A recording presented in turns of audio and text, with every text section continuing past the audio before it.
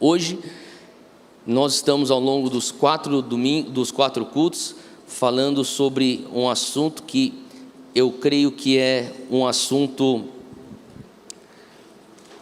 alguns diriam, um pouco atípico, mas para você que é uma pessoa espiritual, ela é bem comum. Eu queria que você abrisse comigo em Atos 13. Atos 13, e que nem eu disse, a gente tem pouco tempo, a gente vai correr pelas referências bíblicas. Se você não for pegando, vai anotando, vai ser bastante informação, mas é uma mensagem importante, que eu creio que o Senhor está trazendo de alerta para nós como igreja.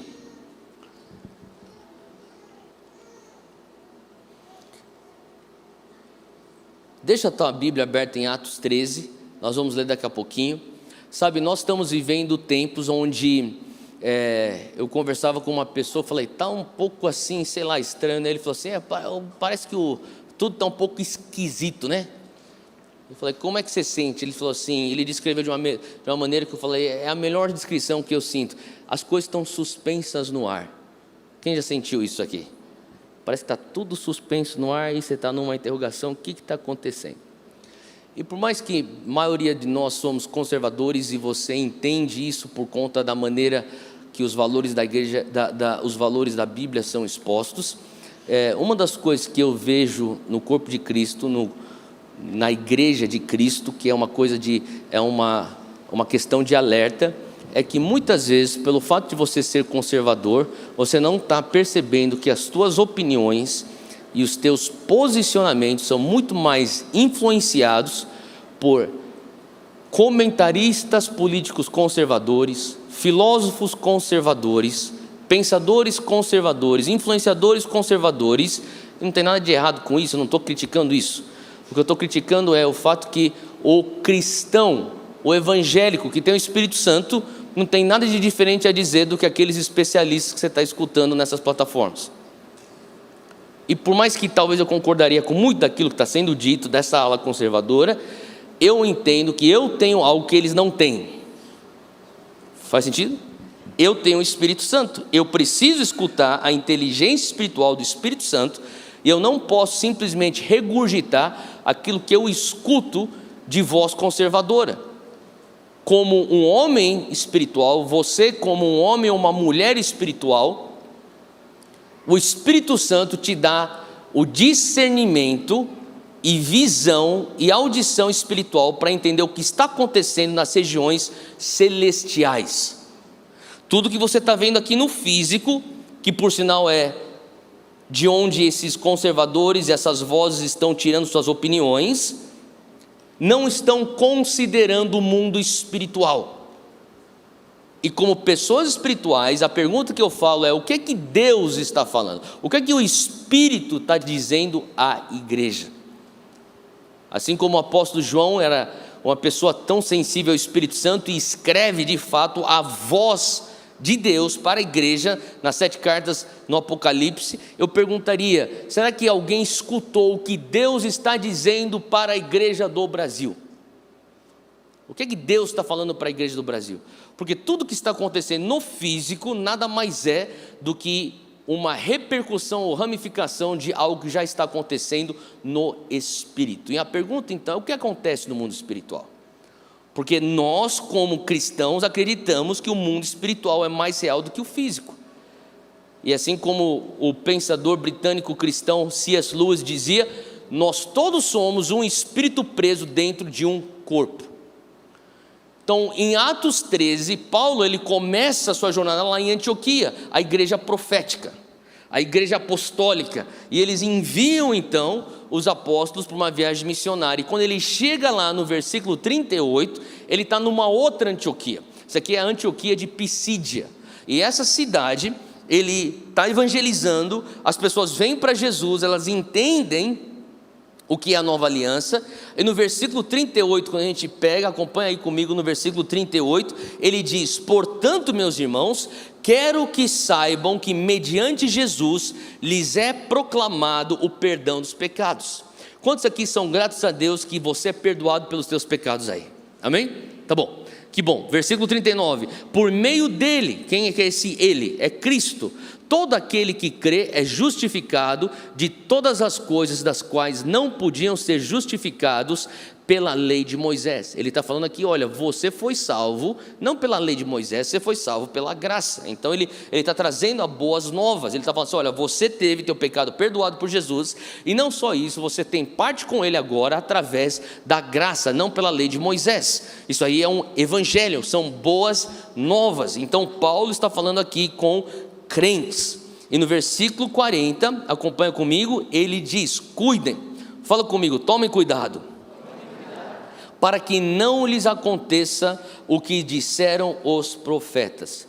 O título da minha mensagem hoje é: toma cuidado com os demônios. É isso mesmo. Toma cuidado com os demônios. A gente vai falar de demônio hoje. E você pode pensar, Thelma, por que a gente vai falar sobre isso? Porque o mundo espiritual é mais real do que você imagina. E se você é uma pessoa espiritual, você entende que isso faz parte da vida do cristão. Nós estamos numa batalha e você está travando uma guerra. E tudo que você está experimentando aqui no mundo físico é uma ramificação de algo que já foi determinado, seja vitória ou derrota, no mundo espiritual. A gente vai entrar na palavra e nós vamos ver o que a Bíblia diz sobre demônios. E por que nós estamos falando sobre isso? Você vai começar a entender os tempos que nós estamos vivendo. Então, versículo 40, ele fala, toma cuidado para que não lhes aconteça o que disseram os profetas. O que os profetas falaram? É disso que Paulo está falando, toma cuidado. Toma cuidado para não acontecer aquilo que os profetas falaram. O que os profetas falaram? Ele entra na citação daquilo que os profetas falaram, no versículo 41, acompanha comigo aí. Ele diz, olhem, escarnecedores, admirem-se e pereçam, pois nos dias de vocês farei algo que vocês jamais creriam se alguém lhes contasse. Ele está falando, olha, ele está dando um alerta, ele está falando, olha, presta atenção. Ele está trazendo aqui uma palavra de precaução, é um aviso, traz sobriedade, presta atenção, que isso não aconteça, aquilo que os profetas falaram. O que os profetas falaram? Bom, se você for ver a fundo, esse versículo de Atos 13, versículo 41, faz referência a Abacuque 1. Então, abre aí comigo em Abacuque, aquele livro bem fácil de achar. Abacuque, abre lá comigo, se você está com a Bíblia digital, é H-A-B, rapidinho você entra lá. Agora, se está com a Bíblia física, vai para o final do Antigo Testamento, logo antes de você entrar no Novo Testamento. Final é entre Malaquias e Mateus, e vai 4 livros para a esquerda. Então, final, aí você vira 4 livros para a esquerda, você vai chegar em Abacuque. Abacuque capítulo 1. Abacuque era um profeta que estava vivo na época de Daniel e os meninos hebreus, os garotos hebreus. Você lembra dessa história? Daniel na cova dos leões, Daniel, os hebreus, os meninos hebreus na fornalha. Abacuque estava vivo na mesma época. E Abacuque capítulo 1, eu vou ler do versículo 5, de onde começa a citação do apóstolo Paulo de Atos 13, e no versículo 5 ele diz, olhem, você achou aí comigo? Abacuque 1:5, as nações e contemplem-nas, fiquem atônitos e pasmem, pois nos dias de vocês farei algo em que não creriam se lhe fosse contado. O que é que ele faria? A resposta está no versículo 6, eu estou trazendo os babilônios, ou os caldeus. Você está na NVI, vai ter babilônios. Você está em qualquer uma das Almeidas, você vai ter caldeus. Vamos nos ater à versão dos caldeus, que diz caldeus, porque os caldeus na verdade seriam mais próximos do original. Então ele diz aqui, eu estou suscitando os caldeus. Você tem isso na tua versão? Pois eis que eu suscito os caldeus. Deus está dizendo, olha, eu estou levantando os caldeus. Agora, quem eram os caldeus? E hoje você precisa tomar cuidado com os caldeus. E eu vou explicar para você quem eram os caldeus. O texto diz, eles são uma nação cruel, uma nação impetuosa, uma tradução diz violenta, que marcha por toda a extensão da terra para se apoderar de moradias que não lhe pertencem. O que quer dizer isso? Alguém que se apossa de algo que não é deles, é alguém que está roubando. Então é um povo desonesto, é uma entidade violenta, é uma entidade cruel. Os caldeus, eles não possuem propriedades, mas eles estão atrás de ganhar controle e domínio sobre moradias, como está escrito aqui no versículo 6, moradias que não lhes pertencem. Agora, você tem que entender o contexto de Atos 13, porque isso aqui é o apóstolo Paulo, no primeiro século da igreja neotestamentária, falando lá em Antioquia de Pisídia: ei, tomem cuidado com os caldeus. Agora, para você isso não quer dizer nada demais. Agora, para quem estava lá em Antioquia de Pisídia, no primeiro século, ele está falando assim: cuidado com os caldeus? O que isso tem a ver, Paulo? Porque os caldeus eram um povo que foram totalmente aniquilados em 539 a.C. Faz a matemática. Eles estavam aniquilados da face da terra em 539 a.C. E aqui surge Paulo, pós-Cristo, pós-crucificação, pós-ressurreição, pós-ascensão, primeiro século da igreja, falando: toma cuidado. Você se converteu, não se converteu? Me converti, Paulo. Você crê na graça de Cristo? Sim, eu creio. Então toma cuidado com os caldeus. A mente terrena que não contempla o metafísico, a mente que só enxerga o passageiro, falaria: Paulo pirou. Ele está falando de um povo que nem mais existe, não existe há mais de 600 anos. Por que eu vou tomar cuidado com esses caldeus? Eu já sou de Cristo, eu sou crente, eu sou parte da igreja, eu sou parte do caminho. Por que eu tenho que me preocupar? E Paulo fala: eu sei que você se converteu, eu sei que você acredita em Jesus, eu sei que você é um evangélico, mas toma cuidado com os caldeus. E nunca antes o alerta de Paulo foi tão atual. Toma cuidado com os caldeus. Agora, quem seriam então os caldeus? Se a gente for olhar pelas lentes da história mesmo, os caldeus, eles eram um povo não muito grande, eles eram um povo pequeno. Você tem que entender um pouco a questão da Babilônia e da Síria. A Síria seria a região maior, a Babilônia é uma cidade dentro da Síria, a capital desse império, e do lado, na fronteira, tinha uma região que eram os caldeus. Essa região, mais ou menos 60 quilômetros de espaço, não muito grande, mas era um povo que eram totalmente endemoniados, tomados por esse demônio dos caldeus, e eventualmente foram eles que conquistaram a Babilônia e a Síria, e depois vem Nabucodonosor, que era de fato um caldeu. A gente conhece ele como Babilônio, mas ele era um caldeu. A gente fala Babilônio porque ele conquistou, a sua linhagem conquistou os caldeus. Então o alerta de Paulo, ele não era para os caldeus literais. O alerta de Paulo era para os caldeus figurativamente, que representam demônios que ocupam moradias que não lhe pertencem. Se você estiver anotando, anota isso aí. Caldeus, ao longo da narrativa bíblica, você vai ver que eles são demônios que ocupam aquilo que não lhes pertence. Agora, quando a gente fala sobre demônios, e caldeus são demônios, você precisa entender que os demônios existem até os dias de hoje. Os demônios estão em atividade hoje. Os demônios estão hoje resistindo que você viesse para esse culto, porque eles sabiam que eu iria falar sobre esse assunto hoje. E amanhã eles vão estar enfurecidos, porque eles vão ser desmascarados hoje. E ontem à noite eu já convoquei uma série de intercessores para me cobrir, porque eu não sou louco de pisar aqui 4 cultos para falar, sem ter eu e minha família coberto de ataques dos demônios. Eu estou falando isso para você entender o mundo espiritual. Estou falando isso porque toda vez que eu vou ministrar em certos lugares, eu mando no meu grupo de WhatsApp de intercessores pessoais: por favor, cubra a minha casa, por favor, cubra a minha vida e cubra todos os meus filhos. Porque se o diabo não consegue pegar você, ele pega a pessoa mais fraca que está ligada a você. E normalmente são teus filhos. Faz sentido? Eu sei, porque nós estamos passando tempos onde eu vejo que muitas vezes é só um momento que eu dou uma brecha de não cobrir os meus filhos em oração, que eu vejo que no meio da noite acontece um ataque no quarto dos meus filhos. Alguém já teve uma experiência dessa? Não estou querendo trazer medo aqui, mas eu estou querendo que você entenda que evangelho contempla um mundo espiritual. O evangelho não é um gênero de música.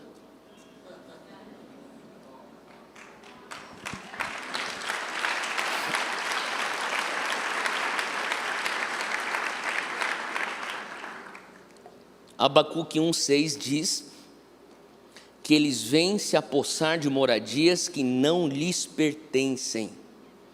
Quem faz isso? São ladrões. Então, se você tiver aí, põe aí na tua anotação 1, 2, 3. Hoje eu vou cobrir provavelmente só o número 1. E daí semana que vem o 2 e 3, porque eu não consegui fazer dos 3 nos outros 3 cultos que se passou, e provavelmente não faço nesse. Mas o primeiro ponto que é importante você escrever é que demônios são ladrões. Demônios são ladrões. Eles querem se apossar de algo que não lhes pertence. A palavra lá em João 10 diz que o inimigo veio para matar, roubar e... Já está aí na lista do que ele faz. Ele rouba, ele se apossa de algo que não é dele. Ele quer dominar aquilo que não é dele, e você não é dele, porque você foi comprado pelo sangue de Jesus. Quem aqui foi comprado pelo sangue de Jesus?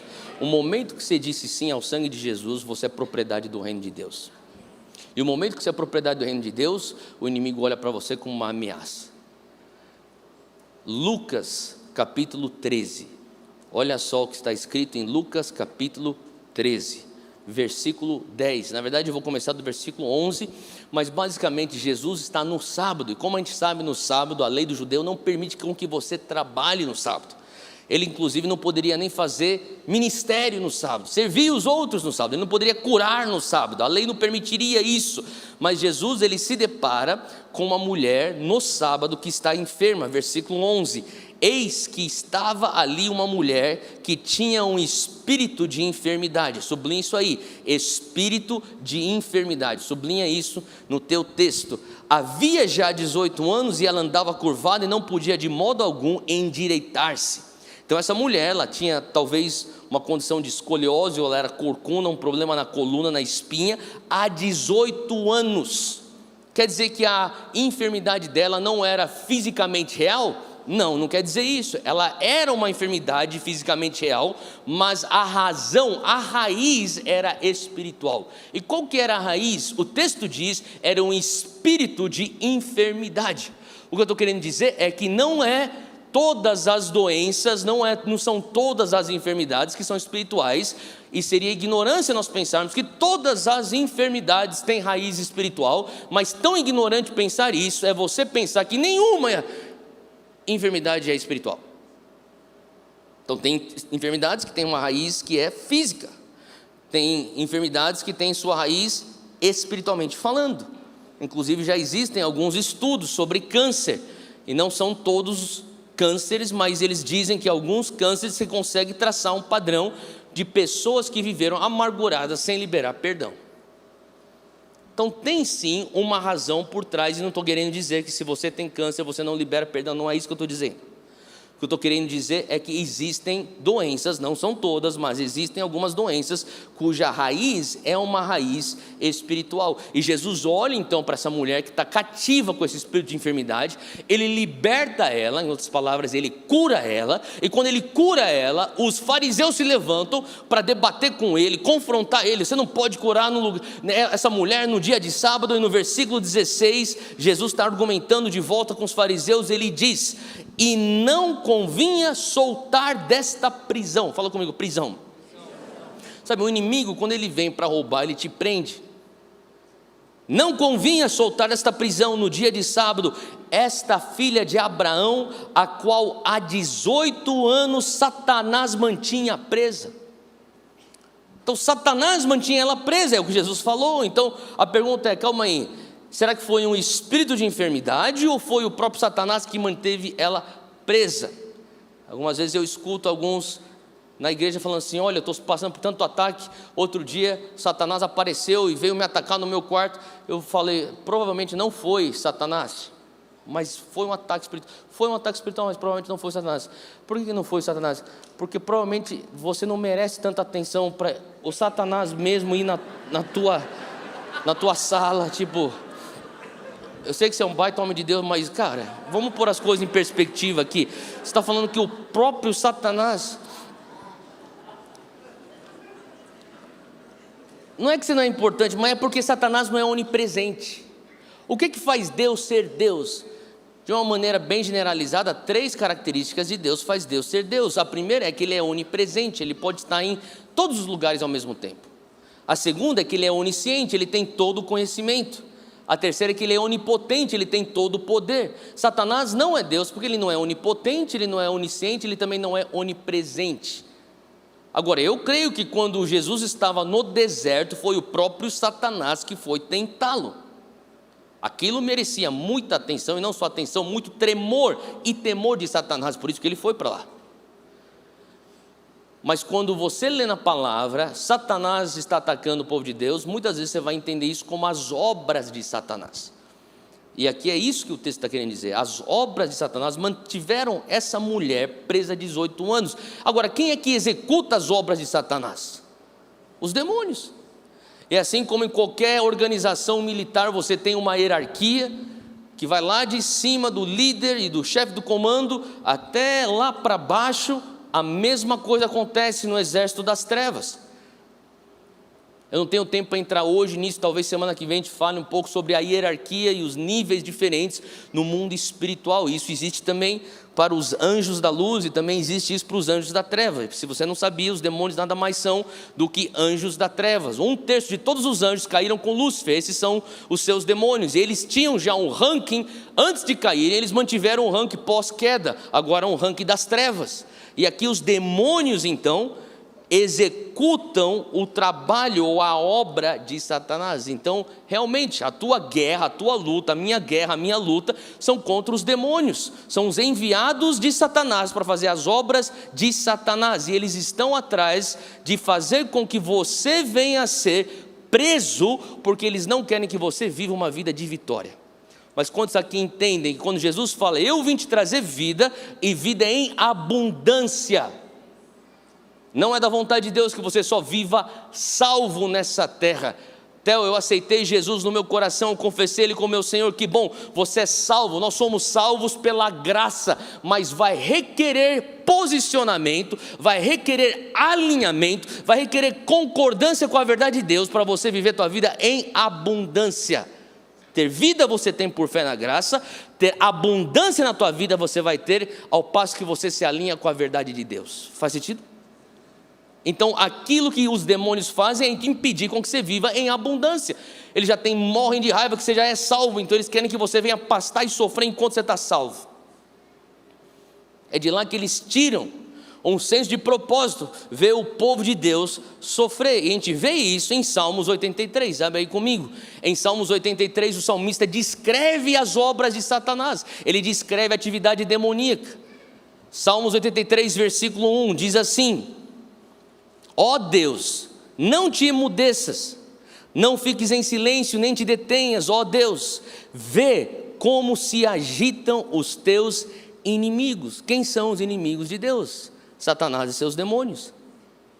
Como os teus adversários te desafiam de cabeça erguida. Eu quero que você preste atenção nas atitudes dos demônios, porque isso fala muito acerca da maneira que eles agem para trazer oposição ao povo de Deus. Ele diz aqui: vê como se agitam os teus inimigos e como os teus adversários te desafiam de cabeça erguida. Com astúcia conspiram contra o teu povo. Os demônios conspiram com astúcia contra você. Eles tramam contra aqueles que são o teu tesouro. Quem aqui que se considera povo de Deus? Levanta a mão. Quem aqui se considera precioso para Jesus? Levanta a mão. Está aqui no texto. Eles conspiram contra você. Eles tramam contra você. Eles dizem: venham, vamos destruí-los como nação, para que o nome de Israel não seja mais lembrado, e com um só propósito tramam juntos e contra ti que fazem acordo. Eles estão tramando, eles estão conspirando contra você. Eu quero que você entenda isso. Eu não estou falando isso para você ficar com medo, mas é para você ter essa conscientização que o mundo espiritual existe, e os demônios existem, e eu estou trazendo isso para você viver em vitória, porque é da vontade de Deus que você tenha discernimento para viver de glória em glória. Faz sentido?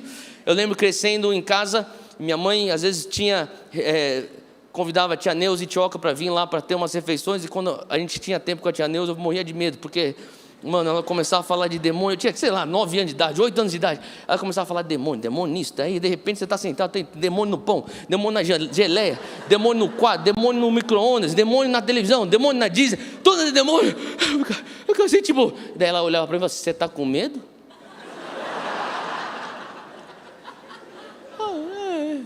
Não fique com medo, porque quando você fica com medo, você dá brecha para o demônio. Eu falei, mas o que eu faço? Você só fala de demônio, eu fico com medo, então para de falar de demônio.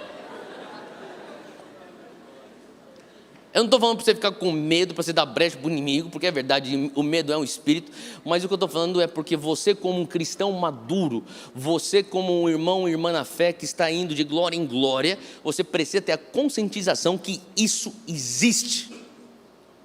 E eles estão tramando contra você. E aquilo que o inimigo quer é que você pense que ele não existe, não exista. Ele quer que você pense que os demônios não existem. E quando você ignora a existência deles, aí então você se torna uma presa deles. Vai comigo para o versículo 12 de Salmos 83, ainda nesse mesmo Salmo. Agora eu vou ler esse versículo 12, na nova tradução da linguagem de hoje, diz assim: pois estes disseram, vamos ficar com a terra de Israel, a terra que pertence a Deus. Olha só o que eles estão falando. Vamos ficar com a terra de Israel, a terra que pertence a Deus. Eles já eles já dizem na frase, vamos ficar com a terra de Israel. Não é nossa terra, nós caldeus, nós não somos donos da terra. Essa terra na verdade pertence a Deus, mas nós queremos tomar algo que não é nosso. Por quê? Porque os demônios são ladrões. E por isso que quando eu escuto alguns crentes, alguns evangélicos, e eu entendo, eu acabei de usar uma ilustração de quando eu cresci na igreja, quando criança, era demônio para tudo quanto é lado. Talvez você pegou essa época, demônio isso, demônio ali, e daí você vê uma geração que pegou ojeriza de batalha espiritual, que pegou talvez uma repulsa de guerra espiritual, e se distancia de tal maneira, que assim como você poderia até ter um pouco de legitimidade de falar que estava desequilibrado lá atrás, agora você cai no outro desequilíbrio, e não enxerga nenhum demônio. Ah não, foi só um mau humor. Ah não, foi sem querer que eu tropecei. Ah não, de repente estava pecando, foi sem querer. Faz sentido? Os desequilíbrios. É importante que nós como igreja madura venhamos estar no ponto de equilíbrio, onde nós entendemos, esse mundo existe. Eu não vou ser tomado por uma obsessão por demônios, onde eu estou praticamente só falando de demônios, mas eu preciso entender que isso aqui existe. Isso aqui está afetando a minha vida no físico, porque tudo que acontece no espírito afeta o físico. Faz sentido o que eu estou falando? Então quando você tem esse entendimento, você não vai pensar que os demônios não estão atrás dos crentes, e uma das coisas que eu escuto é isso. Ah, mas eu sou crente, eu sou convertido, eu sou evangélico, eu sou isso, estou na igreja faz tanto tempo. Isso aqui não tem nada a ver comigo, isso aqui, quem tem que se preocupar com os demônios? Os demônios estão atrás dos descrentes. Deixa eu te dizer uma coisa, os demônios não estão atrás dos descrentes, porque os demônios já têm os descrentes. Os demônios estão atrás dos crentes. Porque se ele vai atrás dos crentes, por mais que você não pertença a ele, você já foi comprado pelo sangue de Cristo, quando ele vai atrás de você, ele consegue te paralisar, te imobilizar, te prender em grilhões, pelo menos ele consegue fazer com que você fique ineficiente para não destruir as obras de Satanás, enquanto esses aqui que eles já conseguiram, permanecem no reino das trevas, e você não vai ser o crente que vai viver em vitória, e vai atrás do perdido, e vai trazer o perdido de volta para a casa do Senhor, e pô-los para dentro do reino de Deus. E o que o inimigo não quer é que você seja justamente essa pessoa que vai cumprir a grande comissão de fazer discípulos. Então o que ele faz? Ele solta os demônios para te paralisar de cumprir tua missão.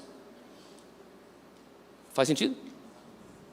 Então nunca pense, eu não sou imune a isso. Você não é imune, eu não sou imune, ninguém aqui é imune. Nós temos que vigiar, não é isso que a palavra diz? Aquele que está de pé, cuide para que existe constantemente na palavra essa ordem de vigiar, de sobriedade, e é importante que a gente entenda isso. Agora, existe um dicionário bíblico muito assim, conhecido e prestigiado, que é o Hitchcock, e esse dicionário bíblico, ele traz todas as definições das terminologias e dos nomes na Bíblia. E quando você olha no Hitchcock, eu dei uma olhada, caldeus, anota aí a definição dos caldeus de acordo com o dicionário bíblico. na resposta ou na definição dos caldeus, está escrito demônios que são andarilhos. Fala comigo, demônios que são andarilhos. E por que isso é importante? Porque isso descreve os caldeus, e os caldeus fazem justamente isso, porque demônios são andarilhos.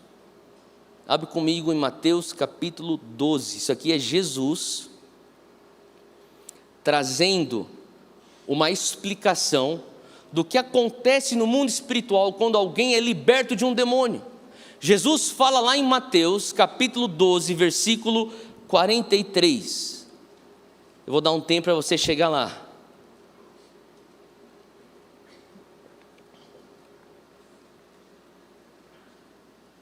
Ele diz: quando o espírito imundo tem saído do homem, o que ele faz? Ele o quê? Ele anda. Por quê? Ele é um demônio que é um andarilho. Ele anda por lugares áridos, buscando o repouso e não o encontra. Então o demônio ele é expulso do homem. Sai em nome de Jesus. Ele vai. O que ele faz agora? Ele é um andarilho, ele é um caldeu. Ele sai andando e vai procurando aonde que eu vou pousar, aonde existe brecha, aonde existe pecado, aonde existe sujeira. Ele não encontra. Ele fala: eu tenho que pousar em algum lugar, eu tenho que ficar em algum lugar. Daí ele tem uma ideia, versículo 44, ele diz: voltarei para a minha casa de onde saí, e voltando, olha só o texto, acha a casa desocupada, talvez você tenha aí na tua tradução vazia,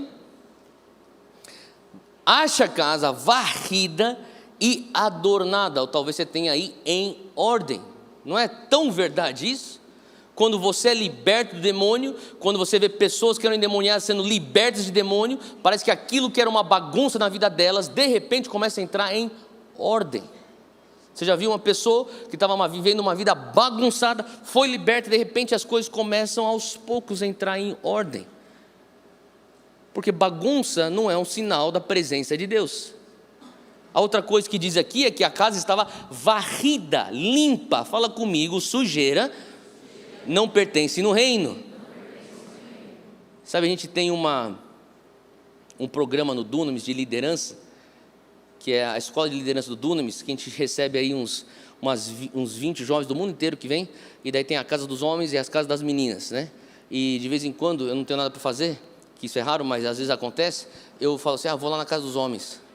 E daí eu apareço lá: tô aqui, vamos assar uma carne, tem uma churrasqueira lá, vamos assar uma carne e tal. Enquanto os caras estão assando a carne, eu falo assim: eu vou dar uma olhada lá nos quartos. Daí eu, e aí, beleza, beleza. Daí só dá os caras, tipo, mexendo nos lençóis. E aí, Theo, beleza aí? Já joga as coisas debaixo da cama. Eu falo: mas o que isso tem a ver, Theo? Tem tudo a ver. Porque no reino de Deus, bagunça não representa o caráter dele. Sujeira não representa o caráter de Deus. Por isso que é um mau testemunho você, um cristão bagunçado. Eu contei uma história, culto passado, de um homem de Deus que eu conheço, que abençoou tantas vezes já a nossa igreja e também abençoou tantas outras igrejas. É uma pessoa que a gente ama e até hoje muito próximo nosso. E eu lembro que no início eu comecei a ver: eu quero servir você, eu quero te ajudar, você é uma bênção não só para a nossa igreja, mas para o corpo de Cristo, para a igreja de Jesus. Como que eu posso ajudar? Eu fui conversando, eu comecei a perceber que a questão era financeira, eu queria ajudar financeiramente. Falei: como que eu posso te ajudar? Me passa aí o número da conta, eu quero ajudar, eu quero poder contribuir. Mas é que eu não tenho conta. Mas como é que você não tem uma conta, cara? Não tem uma conta. Como é que você faz? Como é que você está com o teu imposto? Não pago imposto. Eu comecei a fuçar, fui indo, eu comecei a descobrir que a vida desse cara, financeiramente falando, ele ministrava, recebia a oferta, botava tudo aqui no bolso aqui, e saía, ia pagando as coisas aqui, pega um pouquinho aqui, paga essa conta, paga isso aqui. Falei: não, está tudo errado, cara. Você pode ser o ungido que for, se você tem uma vida de bagunça, você está dando um mau testemunho. Faz sentido? Deus não requer de você luxo, Deus não requer de você ostentação, Deus requer de você limpeza e ordem. O crente não precisa ser rico, precisa ser limpo. Faz sentido? O crente não precisa estar vivendo no luxo, mas o pouco que você tem, o médio que você tem, o muito que você tem, que esteja em ordem. Faz sentido o que eu estou falando? Seja uma gaveta em ordem e uma vida em ordem. Você consegue botar a tua gaveta em ordem, um dia teu casamento vai estar em ordem, teus filhos vão estar em ordem. Faz sentido o que eu estou falando? Porque no mundo espiritual, bagunça é sinal de presença demoníaca. Não estou falando que só porque você é bagunceiro que você é demoniado, tá? Não é isso que eu estou falando. Mas vale a reflexão. Mas no mundo espiritual, sujeira é um sinal de algo que não é do reino, porque no reino você não vai ver sujeira, e no reino você não vai ver bagunça. Mas olha só que interessante, o demônio sai, então você tem automaticamente as coisas voltando em ordem. O demônio sai, então de repente você começa a ver a sujeira saindo, e começa a entrar a limpeza. Porém, tem algo negativo aí no que Jesus diz. Ele descreve a casa em ordem, varrida e vazia. E isso é o ponto fraco da equação. Fala comigo, todo vácuo será preenchido por toxicidade. É por isso que você vê tantas pessoas que falam assim: eu não quero mais essa vida do mundo. Aí então vem comigo para a igreja. A pessoa vem para a igreja, talvez você está até aqui hoje. E a pessoa vem para a igreja, daí adora a Deus, é tocado pelo Espírito Santo, essa atmosfera do céu na terra, tem um apelo, vem para frente, chora no altar, ergue as mãos, se ajoelha, aceita Jesus. A vida muda, ela é salva, ela é liberta, ela é curada, mas não entendeu que tem que preencher a vida com a palavra de Deus, e permite com que fique vazio. E quando fica vazia, olha o que acontece no versículo 45, o texto diz: então ele vai e traz consigo outros 7 espíritos piores do que ele, e entrando passam a viver ali, e o estado final daquele homem torna-se pior do que o primeiro. O que quer dizer isso? Quer dizer que a pessoa vem para Jesus, tem ordem sendo estabelecida na vida, sujeira é removida, mas não preenche com a palavra. Por isso você tem que se envolver nas aulas, por isso você tem que se envolver no link, por isso você tem que servir na área executiva, por isso você tem que achar alguma coisa para fazer. Vira para quem está do teu lado e fala assim: faz alguma coisa, meu irmão. Vai ter alguma coisa aqui para você fazer, e se não tiver, fala com a gente tem a obrigação de criar e gerar alguma coisa para você fazer, porque você tem que preencher o vácuo. Faz sentido o que eu estou falando? Porque o que eu mais vejo no Brasil é crente desviado, e normalmente crente desviado peca mais do que aquele que nunca foi crente. Você já reparou isso? O cara teve experiência com o Espírito Santo, a pessoa estava lá, mas não é possível, o cara estava lá comigo, lá adorando a Deus, a gente fazia as vigílias juntos, a gente saía para orar junto, a gente estava rolando bêbado no chão junto, a gente estava lá naqueles momentos tudo juntos, e de repente quando o cara desvia: pô, por que você não consegue só voltar para você fazer o que você fazia antes? Não, ele não vai fazer isso, ele vai fazer 7 vezes pior, ele vai ter que enfiar o pé na jaca. Fala: meu, volta lá só para fumar teu beck, lá beber tua cervejinha, fica lá naquela de boa. Não, mas ele tem que ir lá se sujar com a lama, enfiar lama no nariz e na cara. O que você está fazendo, cara? Você já reparou isso?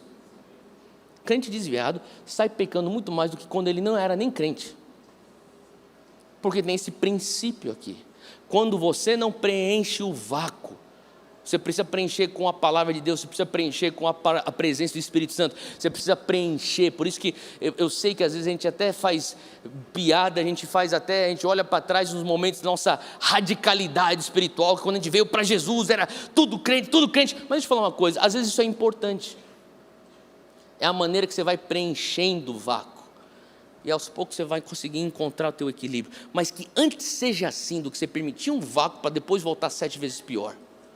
Faz sentido o que eu estou falando? Então quando a gente começa a ver aqui a palavra deixa claro: o inimigo, o demônio, os caldeus são ladrões. A gente vê isso também em Daniel, capítulo 1. Em Daniel você tem a descrição dos caldeus, e o que os caldeus fizeram.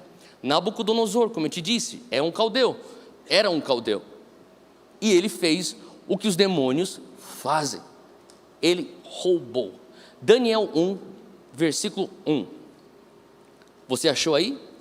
Diz aqui: no 3º ano do reinado de Jeoaquim, rei de Judá, Nabucodonosor, rei da Babilônia, ele que é um caldeu, veio a Jerusalém e a sitiou, e o Senhor entregou Jeoaquim, rei de Judá, nas suas mãos.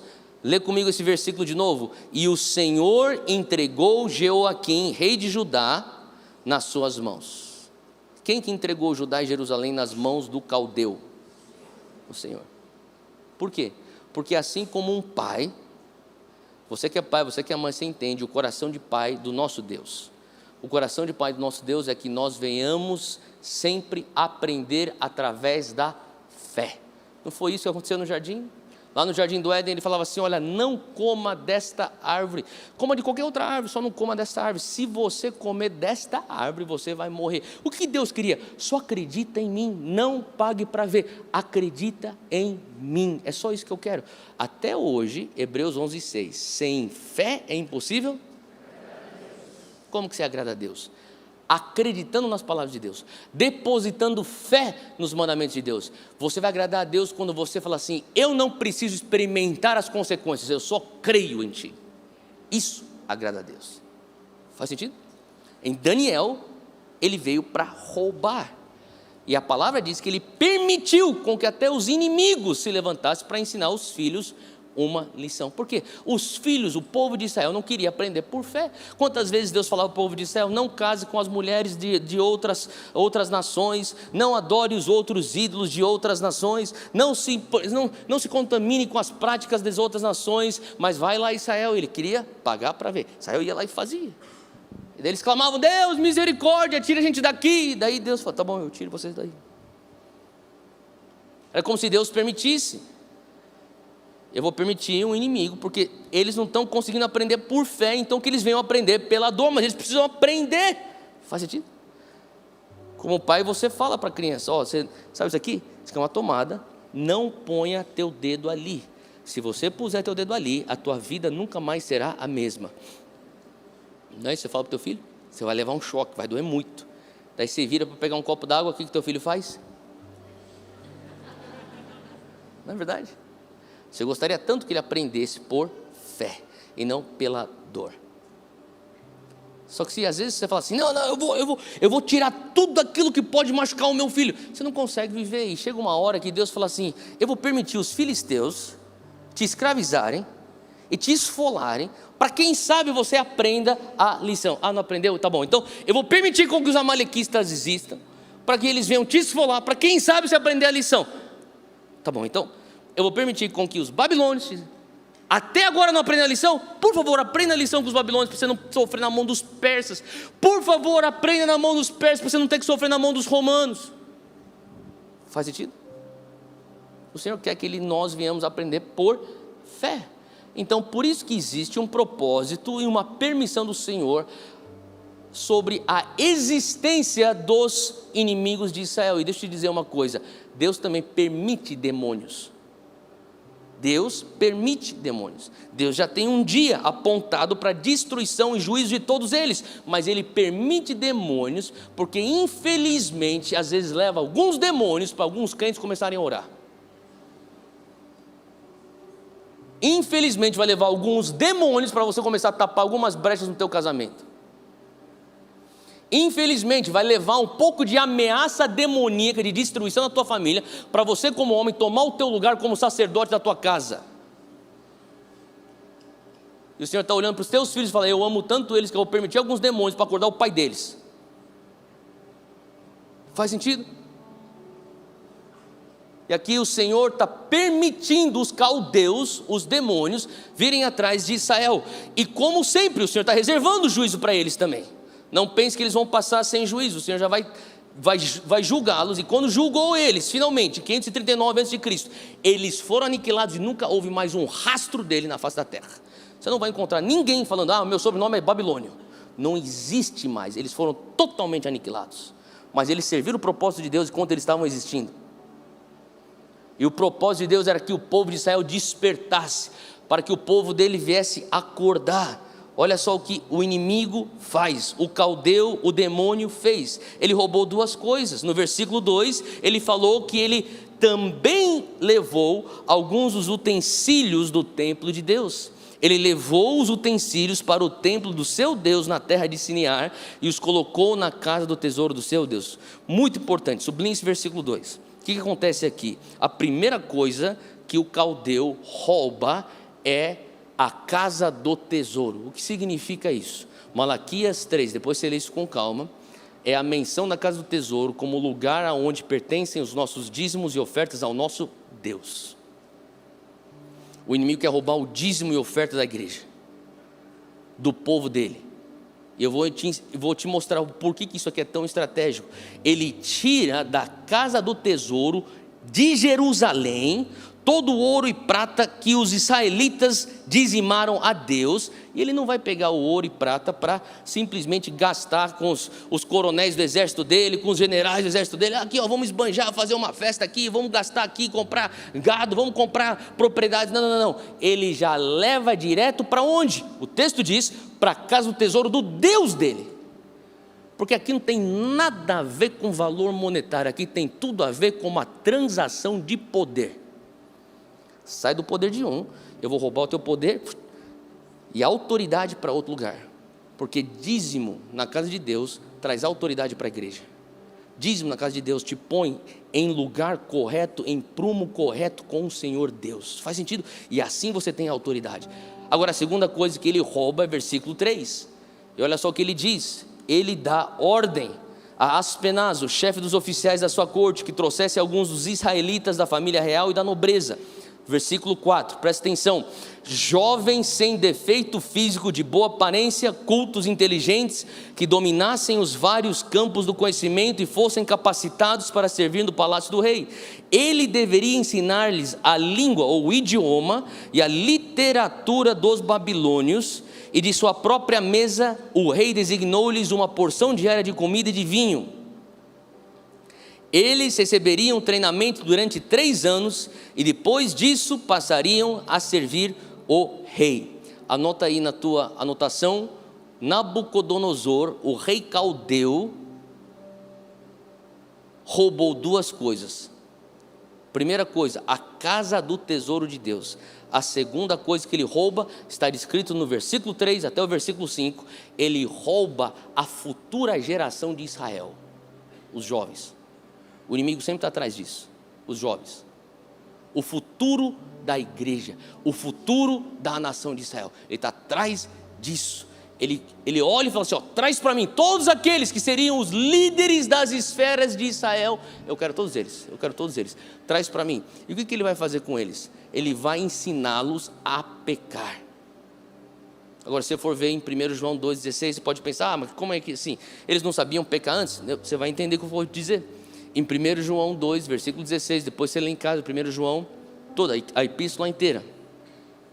Mas em 1 João 2,16 existe a descrição do pecado, e você consegue descrever pecado em 3 categorias. A primeira categoria do pecado é concupiscência da carne. O que quer dizer isso? Uma luxúria, é uma paixão descontrolada da carne, a concupiscência da carne. A segunda categoria que compõe o pecado é a concupiscência dos olhos. E finalmente, a soberba da vida. Quando você olha o que o caldeu fez com o povo de Israel, ele põe os meninos na mesa e fala assim, ó, vocês vão comer todo dia uma porção da minha carne e do meu vinho. Vai, eu vou alimentar a tua concupiscência carnal. Você vai ser alimentado pela concupiscência carnal. A primeira coisa que ele faz. A segunda coisa que ele fala é, vocês vão aprender o meu idioma e a minha literatura. E o que eu mais vejo é justamente isso. Muitas vezes nós temos nos levantado como uma igreja que se posiciona contra os impulsos carnais. A gente fala para os nossos jovens, se guardem. Não vivam assim, se afastem disso, se afastem daquilo. E muitos deles se afastam e vivam de uma maneira que nós dizemos, nossa, está vivendo em santidade. Não está dando espaço para a concupiscência da carne. Mas a gente não entendeu que não é só a concupiscência da carne. A gente está ganhando na concupiscência da carne, mas a gente está perdendo na concupiscência dos olhos. Porque os olhos é tudo aquilo que você permite entrar para o teu cérebro. Os olhos são a janela para dentro daquilo que é a tua alma, o teu pensamento. E ali eles estavam sendo ensinados a doutrina dos babilônios, dos caldeus. Você vai entender o meu idioma, você vai começar a falar agora a minha literatura, a minha história. E daí você tem pessoas que são jovens evangélicos, apaixonados por Jesus, tendo encontros com o Espírito Santo, chorando, tremendo, debaixo da unção, fartando para cá, fartando para lá, glória a Deus, você cai debaixo da unção, tudo mais, só que segunda-feira você está na Universidade Federal, e eles estão com a concupiscência dos olhos na tua cara. Você vai falar o meu idioma, você vai falar a minha literatura. Então os meninos, eles chegam lá na Babilônia, 14 anos, 15 anos, 16 anos, e ele pergunta, o que é isso aqui? Isso aqui é uma mesa, não é uma mesa. A gente fala mesa. Isso aqui não é uma mesa. É uma mesa sim, é o que a gente fala lá em Israel. Você vai mudar teu idioma. Não é mais uma mesa. Eu vou resetar tudo aquilo que é estrutura cultural da tua cabeça. É por isso que quando Marx começou a revolução dele, a primeira coisa que ele fez foi contratar e convocar os linguistas. Ele falou assim, não tem como a gente fazer uma revolução sem mudarmos a língua. Então existe aí o evangélico aí desesperado, meu Deus do céu, eles estão destruindo a língua portuguesa. Meu querido, Rei Salomão já falava, não existe nada novo debaixo do sol, não é isso? Fizeram isso com os meninos hebreus. Eles falaram, vocês vão aprender o meu idioma, vocês não vão chamar mais as coisas da maneira como vocês foram criados. Eles começaram a desestruturar tudo aquilo que era uma construção cultural baseado no Torá. Eles fizeram outra coisa, você vai começar a aprender a minha história, a minha literatura. O caldeu, ele vai fazer com que você fale o que ele fala, o idioma dele, e vai fazer você pensar da maneira como ele pensa, e começar a interpretar tudo que está ao teu redor da maneira como ele quer que você venha interpretar. É por isso que eu estou falando, você precisa ter uma opinião espiritual do que está acontecendo no Brasil. A tal ponto que eu falo para as pessoas, se você não tem uma opinião espiritual do que está acontecendo no Brasil, não tem uma opinião política. Não se reduza a um mero conservador sem o Espírito Santo. Tenha vergonha disso. É hora da igreja começar a acordar, senão daqui a pouco a gente sempre continua correndo atrás do atraso. A gente não tem olhos para enxergar. É hora da igreja viver aquilo que foi descrito lá em Reis dos filhos de Issacar. Discirna os tempos. A igreja de Cristo precisa entender aquilo que a palavra diz lá em Amós. O Senhor não faz nada sem antes revelá-lo aos seus amigos, os profetas. Não fala que você é profeta só porque você tem um tchê. Esse pentecostalismo selvagem no Brasil fez mais danos do que bem. Emburrece o povo. O que é o profético de fato? Eu acredito no mover, eu não sou contra manifestações do Espírito. O que eu estou falando é a gente estigmatiza e mistifica certas coisas, e assim o inimigo nos mantém presos e imobilizados de irmos mais fundos. O Senhor está querendo levantar uma geração de Daniel. Quem foi Daniel? Daniel foi aquele que prosperou em meio ao ataque da mudança da língua que ele falava, em meio ao ataque de reescreverem a história que ele conhecia, em meio ao ataque de resistir o manjar do rei. Esse foi Daniel, com espírito de excelência. Você está entendendo o que eu estou querendo dizer? Os demônios estão querendo nos paralisar e manter você simplesmente cego e surdo para aquilo que está acontecendo no mundo espiritual. E assim ele vai roubando então os jovens, a futura geração. Então você vê aí a concupiscência da carne, você vê a concupiscência dos olhos, e você vê também a soberba da vida. Aonde é que você vê a soberba da vida? Onde que você vê a arrogância da vida nesse relato de Daniel? Deixa eu te dizer, qualquer pessoa que acha que do teu jeito é melhor do que do jeito de Deus é arrogante. Deixa eu repetir, se você acha que fazer do teu jeito é melhor do que fazer do jeito de Deus, você é arrogante. Você está debaixo da soberba da vida. Eu não dizimo porque eu acho que do meu jeito vai ser melhor. Você é arrogante. Eu sou evangélico, mas eu não dizimo porque você é evangélico. E você vai dizer que o teu jeito é melhor do que aquilo que Deus já determinou. Isso é arrogância. E de fato, você pensar que você pode roubar Deus e nada acontecer com você é extremamente arrogante. Você pode pegar o óleo da unção que for, lá de Israel, Unge tudo, todas as panelas da tua casa, todas as janelas, todas as fronhas, unge tudo, se banha no óleo. Você ainda está com brecha. Você ainda está com brecha. Meu irmão, depois do dia 31 de outubro, eu liguei aqui um botãozinho. Estou nem aí, velho. Não gostou? Vaza. Porque a gente chegou assim, porque a gente ficou com muito dedo. A igreja ficou com muito dedo, ficou muito chique, ficou muito sofisticada. A gente tem que começar a voltar a pregar a coisa que era raiz, aquilo que eu aprendi no banquinho.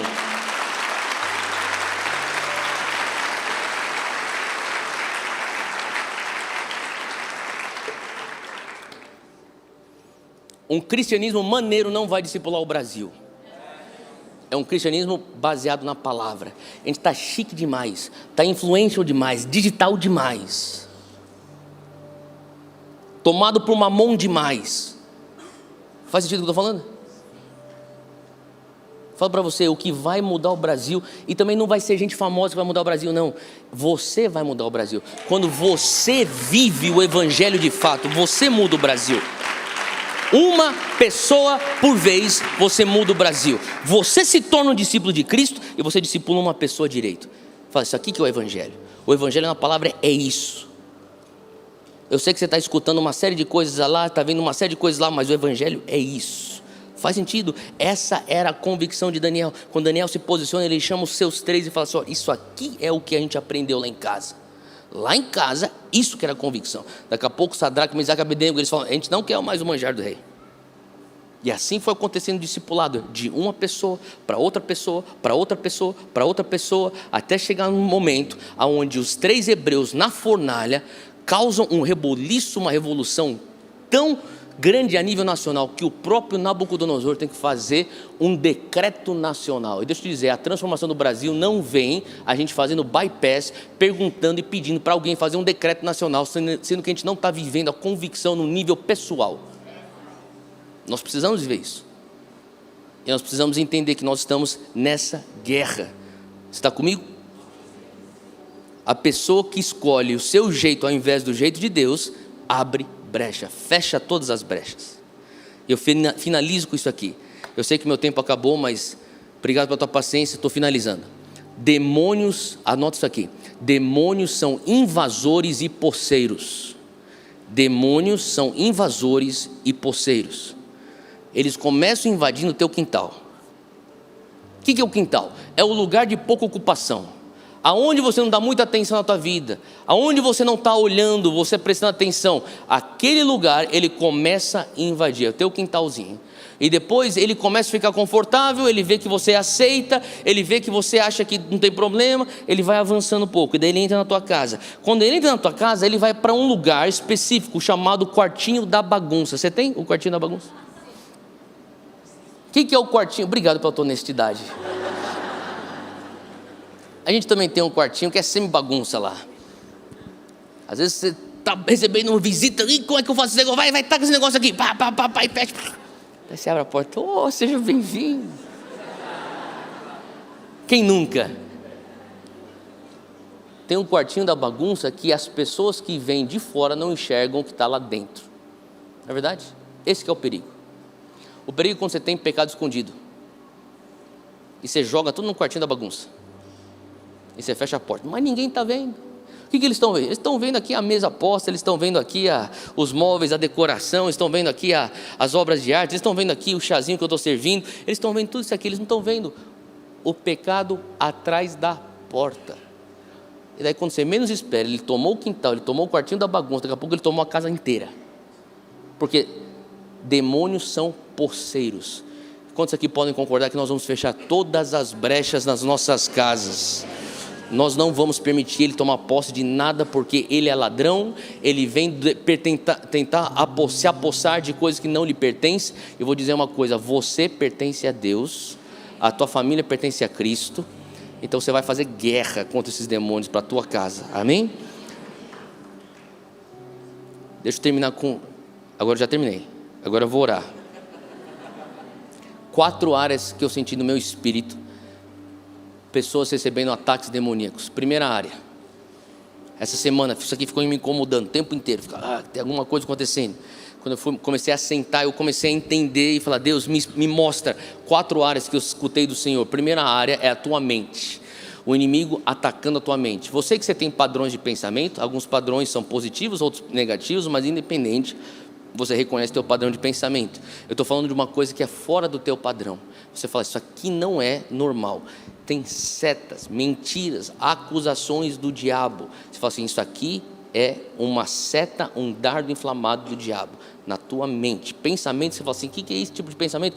Pensamentos de vingança, pensamentos de violência, pensamentos de morte, pensamentos de fracasso. Fala: de onde surgiu esse negócio? Do nada vem. Aí você assimila aquele pensamento como se fosse teu, e não é teu, foi um ataque. E quando você assimila como se fosse teu, daí ele vem com culpa em cima de você. Daí você se sente culpado, daí você não abre isso para ninguém, e você fica batalhando aquele negócio, aquilo começa a entrar, poceiro, entrou no quintal, daqui a pouco está no quartinho da bagunça, está tomando a tua casa inteira. E você não falou para ninguém, porque começou com um dardo, uma seta inflamada do inimigo na tua mente. Segunda área onde eu vi um ataque demoníaco é nos teus relacionamentos. E nenhum casamento é perfeito, nenhuma família é perfeita, eu sei disso, mas parece que nessa semana e nas últimas 2 semanas, parece que você fala uma coisa, a pessoa já quer brigar. Mas como assim? É o inimigo, ele está misturando a comunicação, ele está bagunçando a comunicação. Parece que você entra num lugar de tensão. Uma casa onde você fala assim: cara, eu entro aqui, parece que está pesado aqui em casa. O que está acontecendo? Isso aqui é um ataque do inimigo, você tem que se levantar contra isso. Você vê isso nos teus filhos, você vê isso na tua esposa, você está vendo, que nem eu mencionei, há umas 2 semanas atrás, no meio da noite, foi literalmente um ataque do inimigo no quarto dos meus filhos. Eu levantei, eu fui ver se tem alguma brecha e a gente foi para a guerra. Porque se ele não consegue pegar você, ele vai pegar quem é mais fraco. Faz sentido? Número 3, na tua saúde. Todos nós somos suscetíveis a enfermidades porque nós vivemos nesse mundo falido. Mas eu não estou falando sobre algo que faz parte de um padrão de viver no mundo fracassado como é a terra. Eu estou falando de algo que você sabe, isso aqui não faz sentido. Não consigo traçar isso para uma causa física, isso aqui é espiritual. Não faz sentido eu estar passando por essa enfermidade de novo, essa situação de novo, essa lesão novamente. E quarta área, suas finanças. Parece que você fala assim: cara, eu não sei aonde tem uma brecha, parece que eu ganho aqui, mas perco ali, eu ganho aqui, mas perco ali. E tem coisas que você fala assim: por que eu que tenho que sofrer e ser lesado financeiramente? Eu creio que Deus hoje vai começar um ciclo de ressarcimento e de restauração na tua vida. Você precisa fechar as brechas, você tem que entender o mundo espiritual, você tem que reconhecer que existem demônios, eles estão atacando, você tem que reconhecer que isso impacta do mundo espiritual para o mundo físico, e uma vez que você faz isso, você vai começar a fechar as brechas, você vai ter o ressarcimento. Faz sentido? Feche os teus olhos onde você está. Se você sente que, de fato, em alguma dessas áreas, você tem sido atacado, só levanta a tua mão onde você está, por favor. Eu quero orar diretamente para você. Na verdade, fica de pé. Fica de pé se você fala: isso aqui é o que está acontecendo na minha vida. Olha o teu redor.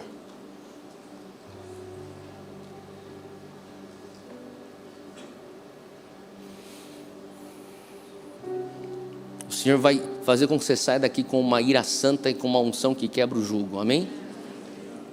Você está pronto para ir para a guerra agora? Mas você precisa fechar todas as brechas. Você precisa preencher todos os vácuos com a palavra de Deus. Você entende isso? Amém? Então você que está de pé, eu quero que você repita comigo. Você que está sentado, eu quero que você comece a interceder por aqueles que estão de pé. Você que está sentado, comece já a interceder por pessoas que você reconhece que estão de pé agora. Abre tua boca, começa a orar, você começa a cobri-los agora em intercessão.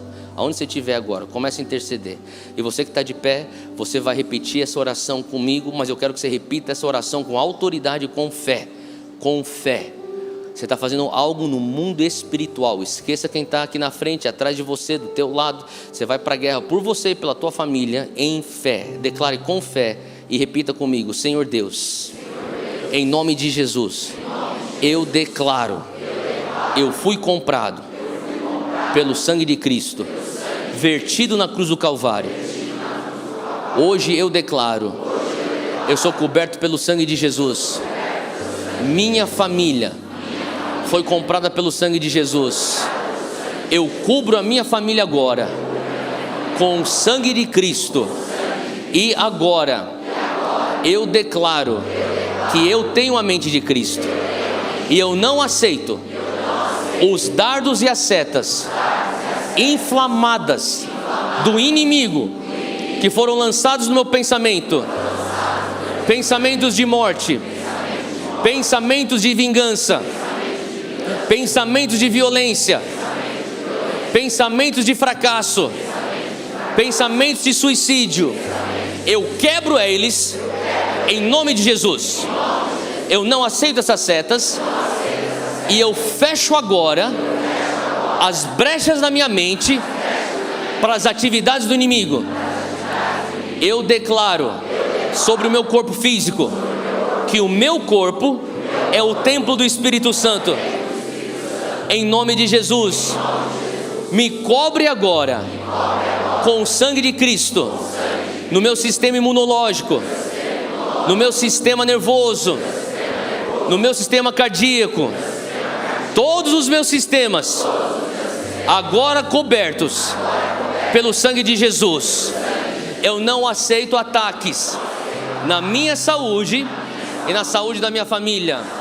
Todo espírito de enfermidade, todo espírito de doença, todo espírito de opressão, cai por terra agora, em nome de Jesus.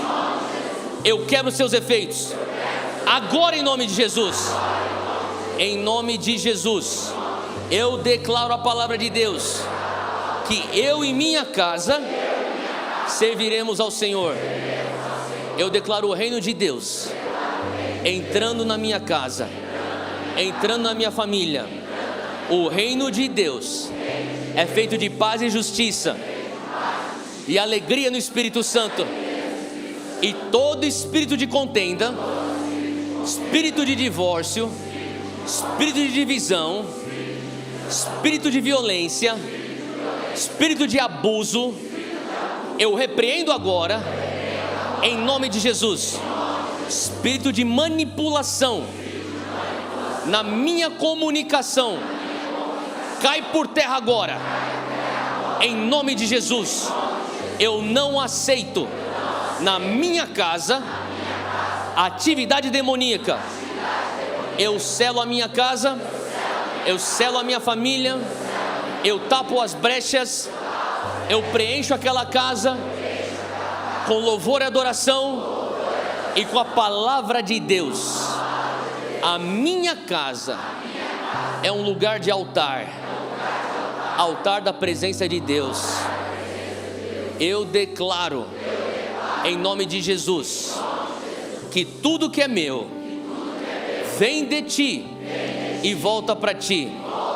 As minhas finanças pertencem ao reino de Deus, pertencem a Jesus. Tudo que eu tenho é teu. Agora toda a falta de alinhamento, eu quero trazer alinhamento. Eu me arrependo, eu peço perdão e eu confesso meu pecado de permitir brechas na minha área financeira. Eu fecho as brechas agora e eu peço, Senhor Deus, faça justiça, assim como em Lucas 18, apressa a justiça para mim. Tudo que está retido que é do meu direito, libera agora em nome de Jesus.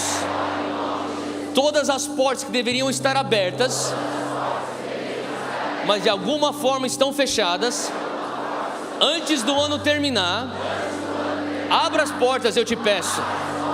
As promoções, os bônus, as conexões, os contratos assinados, acelera agora, em nome de Jesus.